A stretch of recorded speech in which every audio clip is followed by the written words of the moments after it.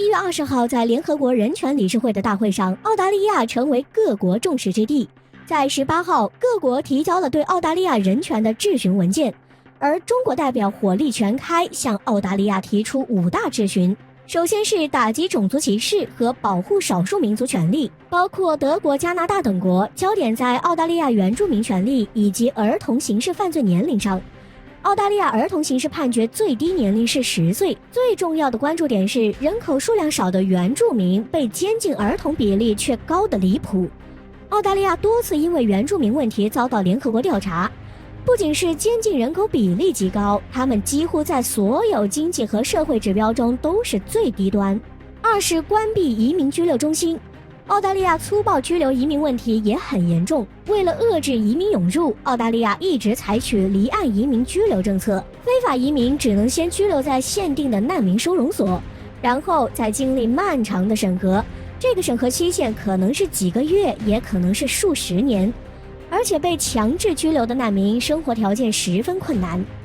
3是调查澳大利亚战争罪行，中方代表强调要彻查澳军在阿富汗的罪行。之前就曾有报道爆出澳大利亚在阿富汗犯下的各种反人类罪行。前段时间，中国画手创作的一幅讽刺漫画引发中澳骂战，莫里森甚至拍视频让中方道歉。澳大利亚军人在阿富汗的恶行是事实，他们该向阿富汗人民道歉，而不是要求揭露真相的人道歉。既然敢做，还怕人说吗？4是消除系统性歧视。澳大利亚的歧视不仅存在于对原住民的歧视，还有种族主义色彩的双标。澳大利亚中国工商委员会北领地分会主席戴若固比刊文批评，比如在抗疫措施上，其实在9月英国就出现变异毒株，英国到12月才公开，但西方媒体却晋升了。想象一下，这如果发生在中国，西方会迅速指责。而且尽管英国和美国都是疫情失控，但澳大利亚仍然对他们敞开大门，而对中国人反倒是行动迅速。这种双标让人想到澳大利亚曾作为殖民地的历史，那时它也是欧洲在亚洲的前沿阵地，至今还存在着挥之不去的种族主义色彩。5是停止处于政治目的的无端指控，这一条也是基于种族主义色彩，这影响到其外交政策。澳大利亚越来越热衷于对其他国家指手画脚，比如阻止太平洋岛国接受中国援助，警告他们提防中国疫苗。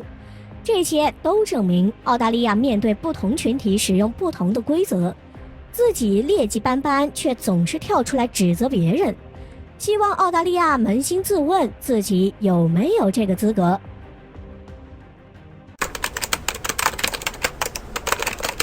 据美国空军杂志网站报道称，美国空军新型隐身轰炸机 B-21原计划在今年首飞，但是因为疫情 B-21轰炸机供应链中断，导致 B-21轰炸机的总装依然还未完成，所以首架 B-21将在2022年初推出，并在2022年中旬首飞。不过由于保密， B-21的制作成本、性能和外观等细节都未公开。关于造价，美军一直要求其造价要低于 B-2轰炸机，而从模拟图中来看， B-21和 B-2外观还是很相似，但是整体设计似乎更隐形。不过美军对 B-21最大的定位就是要比 B-2便宜，后者造价达到惊人的24亿美元，而美军希望 B-21要控制在7亿美元左右。负责战略威慑和核整合的副总参谋长道金斯中将表示， B-21将在2026年到2027年左右服役，而且在保证800亿美元的成本下，美空军承诺至少购买100架 B-21轰炸机。不过美空军全球打击司令部司令蒂莫西雷上将却提议，美军应该购买超过220架 B-21，以满足美空军未来对轰炸机的全球需求。不过过度强调严格控制成本，可能导致招标公司偷工减料，其性能必然会受到非常严重的限制，比如其航程和载弹能力可能都不如 B-2，再加上美空军极大的需求量以及美军在极短时间内快速换装的要求，走量的 B-21可能会发展成 B-2的廉价复刻版。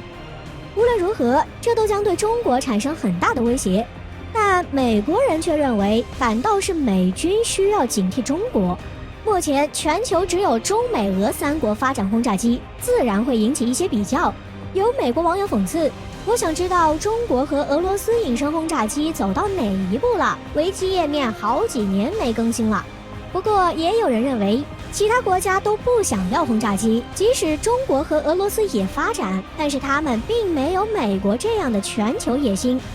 利用压倒性武器成为超级大国的时代基本结束。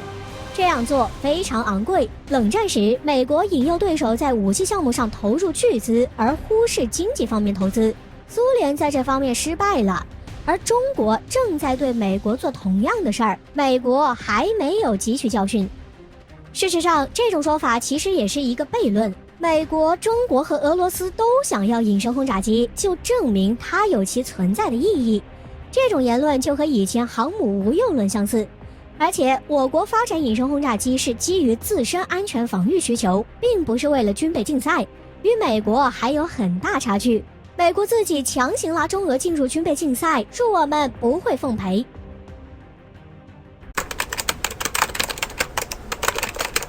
最近，美国和英国国防部声明称，美国代理国防部长的米勒和英国国防大臣华莱士签署了2021年航母战斗群部署联合协议，美英将在2021年组建联合航母战斗群，而英国的伊丽莎白女王号航母主导，美海军和海军陆战队将分别派出沙利文号导弹驱逐舰和 F-35B 闪电2战斗机分遣队。英国国防部表示，伊丽莎白女王号已经形成初步战斗力，其战斗群将包括舰载机、潜艇、护卫舰、补给舰、地勤等在内，5天之内就能进行快速部署。据介绍，伊丽莎白女王号最多能搭载40架 F-35B 战机，今后将部署到亚太地区。而英媒指出，这次联合声明剑指中国，同时英国希望借美国来提升其全球地位。他们把赌注放在拜登身上，认为美国能迅速恢复和盟友的关系，而英国可以追随美国加强在亚太地区的存在感，是其提升国际地位的好机会。此外，也有评论指出，这段时间正值英国正式脱欧，美国新政府上台之际，此举有向美国表忠心的意思。